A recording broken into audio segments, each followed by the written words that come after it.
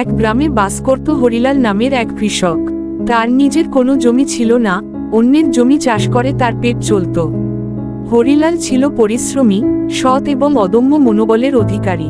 তার ছিল একটি ছোট পরিবার, স্ত্রী গীতা, ছেলে রতন আর মেয়ে রিনা। অভাব ছিল নিত্যসঙ্গী, কিন্তু সংসারে ছিল শান্তি, ভালোবাসা আর সম্মান। প্রতিদিন ভোরে উঠে হরিলাল ক্ষেতের দিকে যেত।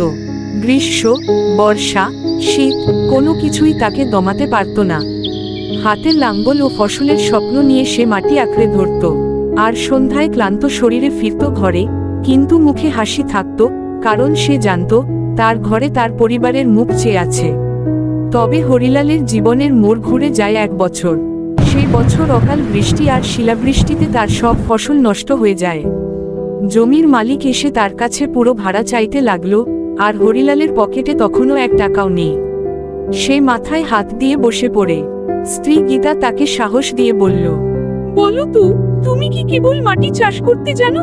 তুমি তো স্বপ্ন চাষ করো হরিলাল, আমরা সবাই তোমার পাশে আছি। ছেলে রতনও বলল, বাবা, আমি স্কুল শেষে তোমার সঙ্গে কাজ করব, কিছু না কিছু ঠিক হবেই। এই কথা শুনে হরিলাল এবার সে ঠিক করল, এভাবে চললে হবে না, নতুন কিছু করতে হবে। সে গ্রামের বাইরে গিয়ে শহরের কৃষি দপ্তরে যোগাযোগ করল। সেখানে একজন অফিসার তাকে শোনালেন আধুনিক চাষাবাদের পদ্ধতি, সবজি চাষ, মাছ চাষ আর জৈব সার ব্যবহারের উপকারিতা। হরিলাল নতুন জ্ঞান নিয়ে ফিরে এল গ্রামে। গ্রামের মানুষ তাকে প্রথমে নিয়ে হাসাহাসি করল, নতুন ধান চাষ করবে নাকি হরিলাল? কেউ বলল, এইসব শহুরে চালাকি গ্রামের মাটিতে চলে না। কিন্তু হরিলাল থামেনি। সে জমি বাগান করল, লাউ, শসা, কুমড়া, টমেটো। রাসায়নিক সার না দিয়ে গরুর গোবর ও জৈব সার ব্যবহার করল। তার ছেলে রতন স্কুলের ফাঁকে বাবার সঙ্গে কাজ করতে লাগল। এক সময় ফলাফল দেখা দিল, গাছগুলো যেন হাসতে লাগলো। বাজারে নিয়ে গেলে তার সবজি বিক্রি হয় আগের চেয়ে দ্বিগুণ দামে। পাড়ার মানুষ অবাক, যারা তাকে নিয়ে হাসত তারাই এখন পরামর্শ চায়। হরিলালের জীবনে ধীরে ধীরে স্বাচ্ছন্দ্য আসতে লাগলো। জমির মালিক খুশি হয়ে তার আরও জমি চাষের জন্য দিলেন।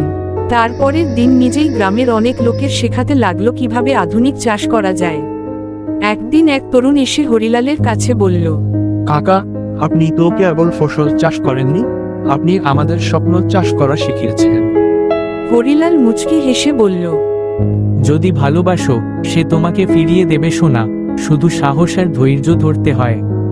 একসময় সেই গ্রামের নাম ছড়িয়ে পড়ে জেলার বিভিন্ন জায়গায় হরিলালের গ্রাম নামে পরিচিত হয়ে ওঠে।